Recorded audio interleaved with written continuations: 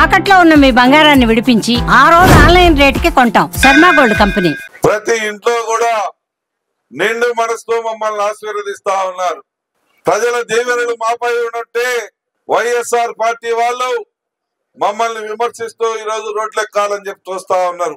మేము ఒకటే వాళ్ళని అడగదలుచుకున్నాం. మీ అందరి తరపు నుంచి మీరు గత 5 సంవత్సరాల ప్రభుత్వ కాలంలో ఏం పీకారు, ఏం చేశారు? ప్రజలు 154 సీట్ల నుంచి 11 సీట్లకు దించితే మీకు సిగ్గు రాలేదా అని మేము అడుగుతా ఉన్నాం. ఎందుకు వచ్చాయి? 154 నుంచి 11 సీట్లకు ఎందుకు పడేశారు?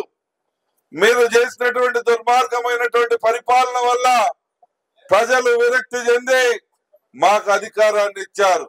మేము మీ మాదిరిగా మాటలు చెప్పి అబద్ధ మాటలతో కాలయాపన చేయటం లేదు.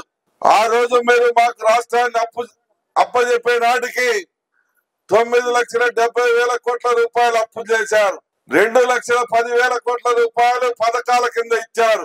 మిగిలిన 7,50,000 కోట్ల రూపాయల డబ్బుల్ని ఏమి చేశారో మన మార్కాపూర్ లో ప్రజలందరికీ చెప్పాలి.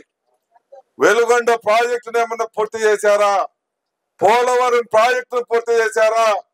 లేదంటే రాయలసీమలో ఉన్నటువంటి గాలేరు నగరి అందరి నీవా ప్రాజెక్టులను ఏమన్నా పూర్తి చేశారా? ఏ ప్రాజెక్టును పూర్తి చేశారు? లేదంటే ఏమన్నా అమరావతిని కట్టారా? అది లేదు. ఏమీ చేయకుండానే 7,50,000 కోట్ల రూపాయలు అప్పైనామని అప్పులు చూపించిపోయారు.